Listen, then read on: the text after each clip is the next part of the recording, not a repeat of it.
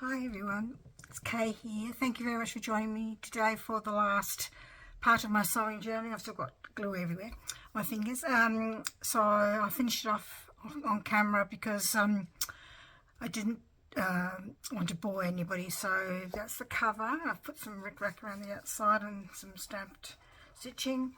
Got a lace on the spine, and the back has just got a little bit of lace and just the back of the sewing pattern, so I just left it as is. I have a tie here,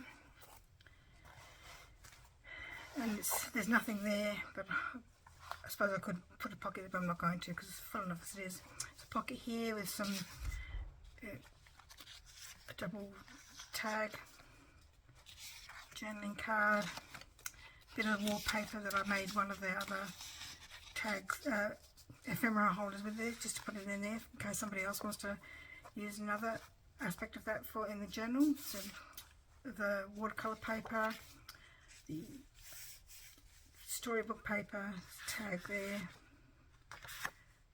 on the back, music, watercolor paper.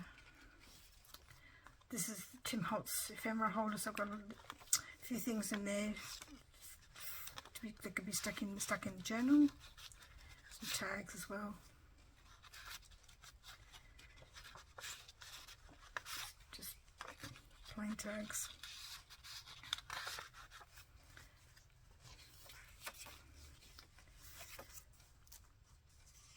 Didn't decorate all the pages, I just decorated that page because it put some edging on that page because I just thought it needed a little bit of firmness to turn the page with because it's so delicate, that pattern stuff. Birthday card, which I thought looked very particularly retro. And this is a envelope, and in the envelope I've got I'd rather be shy sewing with a journaling spot on the back. So you can see through the little I'd rather be through the window. And here I've got a flip out, which I decorated with some stamps and a picture of I have from a 1950s magazine, and it just flips out like that. All of my pages are tied in, so that page can be taken out if the person wanted to use those pages individually. So I should show the other side. There's the other side as well. I think on reflection it's quite okay, but I think if I do it again I would possibly use card. But then that won't make it fatter than it already is. Because I've got glue on. I thought I wiped my glue off. Going into a bow. It's got the glue on my fingers. Okay. So that's there.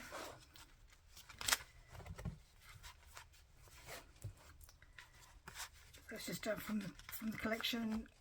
Birthday card, more of a pattern paper, a little ephemera holder,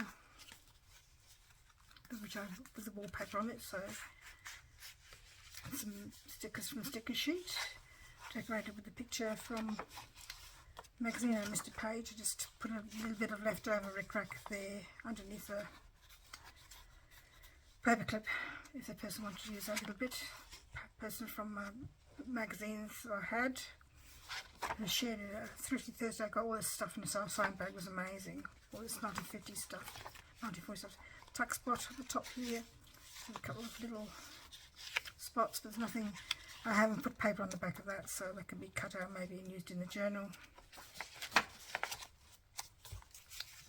Put a little journaling spot on the back of that, and I use the top of the pattern to decorate this page with. Some storybook paper. I chose a zip because I thought that was sort of tying with the theme, and the orange tying with the colours, and just a journaling card here on the back, some blind paper. This is all about sewing machines.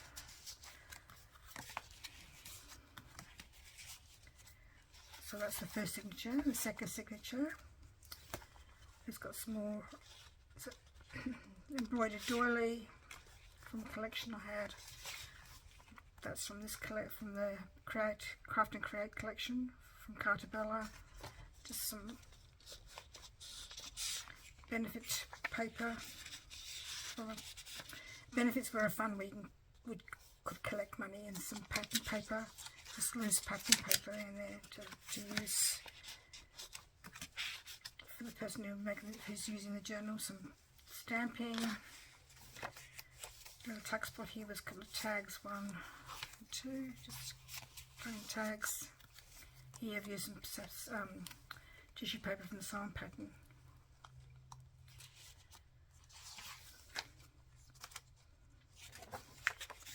So I've just stuck a few stickers there. And embroidery on there. That's why I chose that particular, because it's a country diary and craft, so I just chose that particular picture because of all the lovely work here. There's a 19 vintage zip that I've just paper clipped in. It goes over the back, and that's the top of the zip packet, which I've also got at the back of the journal. So I've just got paper clipped them in. And here I've got some lace tied around a die cut here.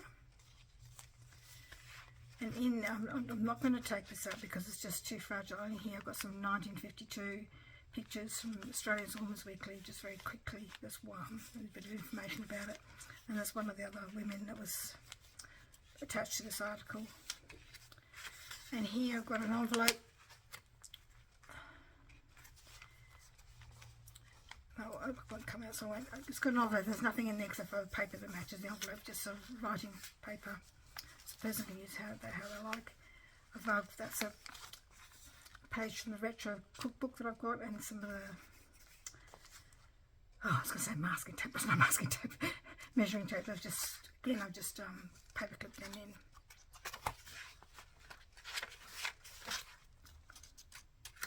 So lots of elements to use. Just some from the sticker sheet from sewing this ephemera holder that you saw me make. I just got a little slide,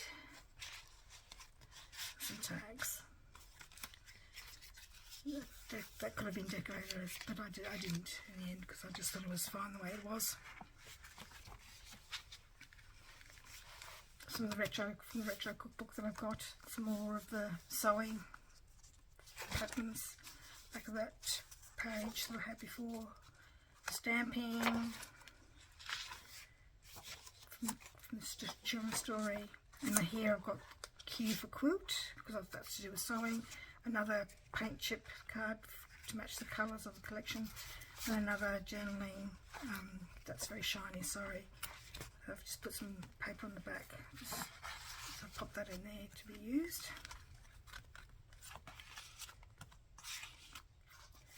And then on the very back, I've just got the zip